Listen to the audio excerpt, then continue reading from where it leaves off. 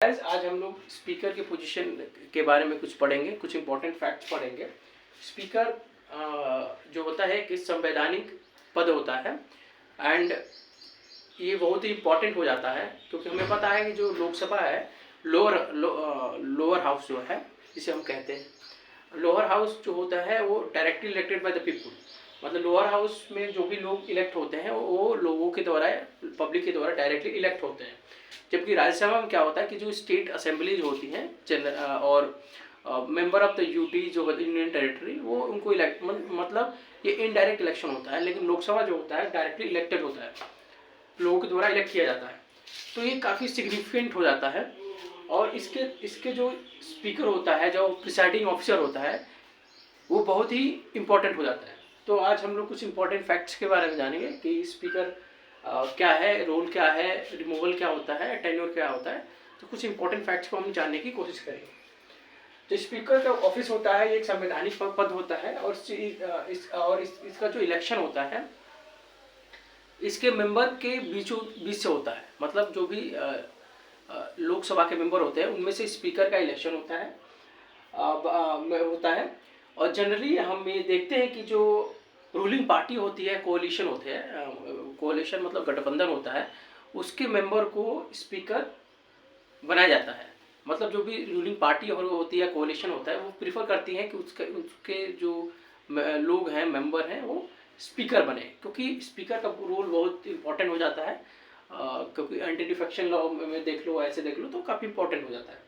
तो जनरली ये होता है कि रूलिंग पार्टी और कोalition के मेंबर जो होते हैं लोकसभा के स्पीकर बनते हैं। और इसका जो इलेक्शन होता है सिंपल मेजोरिटी से होता है। मतलब 51% अगर आपके फेवर में है तो आप इलेक्ट हो सकते हो। ठीक है।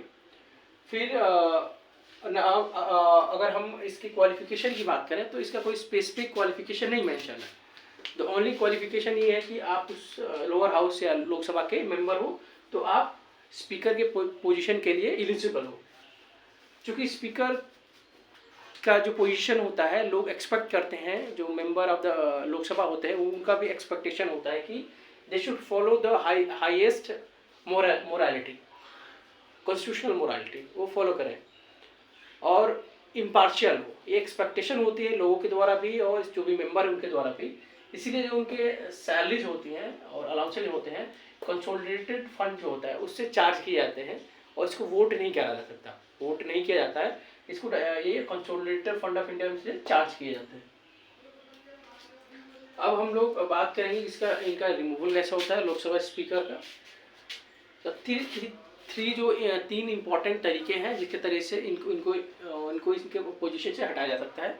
फर्स्ट ही अगर वो अपना जो रेजिग्नेशन है डिप्टी स्पीकर को टेंडर कर दे दे। फर्स्ट ये है। सेकंड ये होता है कि अगर वो लोकसभा मेंबर जो लोकसभा के मेंबर हैं उनको डिस्क्वालीफाई किया जाता है। और तीसरा जो होता है कि इफेक्टिव मेजोरिटी के द्वारा इनको हटाया जाता है। तो इसको भी हम लोग पूरी तरह से एक्सप्लेन करने की मैं कोशिश करूँगा। जनरली चूँकि इनका टेन्योर 5 साल का होता है, ठीक है, लेकिन बीच में इनको हटाया जा सकता है। उसके 3 तरीके हैं अगर वो अपना रेजिग्नेशन डिप्टी स्पीकर को दे रहे होते हैं। जनरली अगर स्पीकर डिप्टी स्पीकर को अपना रेजिग्नेशन टेंडर करता है तो सीट खाली हो जाती है, पोजीशन वैकेंट हो जाती है। और सेकंड ये होता है कि अगर वो Lok Sabha member as a Lok Sabha member disqualified हो जाता है। देयर कुछ ऐसे कंडीशन होते हैं लाइक कोई भी मेंबर जो है उसको 2 या 2 साल की 2 साल से अधिक की सज़ा हो जाती है किसी केस में, हेनस क्राइम में, तो वो as a member of Lok Sabha वो नहीं रहता है। ये एक अगर हम थोड़ा पीछे जाएं तो 2013 में एक लिली थॉमस का जजमेंट आया था और सुप्रीम कोर्ट ने इस जजमेंट में कहा था कि अगर आप 2 या 2 साल से ज़्यादा की अधिक की सज़ा हो जाती है तो आपको तुरंत अपने पोजीशन को छोड़ना नहीं पड़ेगा। मतलब आपका जो पोजीशन है वो वैकेंट हो जाता है ऑटोमेटिकली। ठीक है। तो एक ये कंडीशन होती है। तीसरा जो है इफेक्टिव मेजोरिटी। इफेक्टिव मेजोरिटी ये होती है कि अगर कोई वैकेंट सीट है उसको हम लोग डिडक्ट कर देते हैं जब काउंट करते हैं। लाइक जैसे लोकसभा में 543 सीट्स हैं, ठीक है, अगर 20 मेंबर की पोजीशन खाली है, रीजन क्या होता है, डेथ हो सकता है, डिस्क्वालिफिकेशन हो जाता है, तो 20 सीट को हम डिडक्ट करेंगे, मतलब 5 23, ठीक है। उसके बाद हम मेजोरिटी को कैलकुलेट करेंगे, तो ये होता है। अब इसके बाद हम लोग जब चूंकि अगर हम लोकसभा डिजॉल्व हो जाता है तो जो स्पीकर होता है अगले फर्स्ट मीटिंग ऑफ लोकसभा, जब तक नया लोकसभा का गठन नहीं होता है, उसके प्रथम फर्स्ट मीटिंग तक वो अपने पोजीशन पे रहता है। अब हम इसकी पावर की बात करते हैं, लोकसभा स्पीकर का पावर क्या होता है।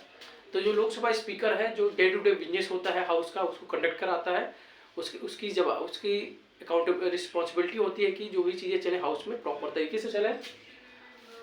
प्रोटेक्ट द राइट्स ऑफ इस मेंबर, जो मेंबर होते हैं उनके राइट्स को प्रोटेक्ट करता है। इट मीन्स दैट जो भी मेंबर होते हैं, अगर किसी मेंबर को बोलने के लिए अलाउड किया जाता है, कोई डिसरप्ट कर रहा है, तो ये लोकसभा स्पीकर की जिम्मेदारी होती है कि उस मेंबर के राइट्स को प्रोटेक्ट करें, उनको बोलने दिया जाए। अगर किसी मैटर पे डेडलॉक हो जाता है, वोट्स जो होते हैं बराबर हो जाते हैं, उस पोजीशन में वो जो लोकसभा स्पीकर है अपने वोट को उपयोग करके, यूज करके उस डेडलॉक को ख़त्म करता है, जो इम्पास होते हैं। या साथ में लोकसभा स्पीकर के पास under 10th schedule, 10th schedule के अंदर मतलब एंटी डिफेक्शन लॉ में किसी मेंबर को डिस्क्वालीफाई करने का पावर होता है, तो ये उसका सोवरन पावर होता है। साथ में जो स्पीकर होता है, जॉइंट सिटिंग ऑफ पार्लियामेंट जो होता है, उसको भी प्रिजाइड करता है, और मनी बिल को भी डिसाइड करता है। जो मनी बिल का मैटर है, जो डिसीजन होता है फाइनल होता है बाय द स्पीकर। तो ये कुछ इम्पोर्टेंट फैक्ट्स थे स्पीकर के बारे में। धन्यवाद।